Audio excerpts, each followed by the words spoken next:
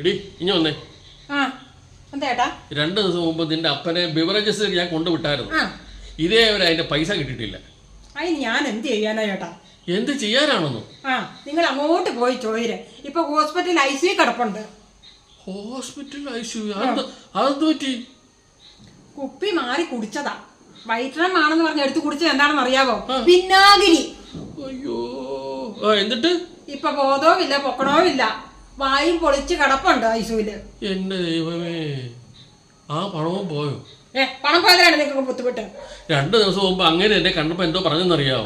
എടാ, നിന്റെ മദ്യപാനം നിർത്തണം, മദ്യപാനം നിർത്തണം, മദ്യപാനം നിർത്തണം, മദ്യപാനം ആരോഗ്യത്തിന് ഹാനികരമാണെന്ന് എന്നെ ഉപദേശിച്ചതാ. മദ്യം കഴിക്കുകയാണെങ്കിൽ അത് സംഭവിക്കുന്നത് സ്ലോ ഡെത്ത് ആണെന്നാണ് എൻ്റെ അടുത്ത് പറഞ്ഞത്.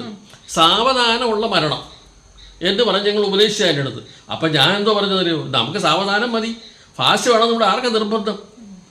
ഇപ്പൊ പറഞ്ഞ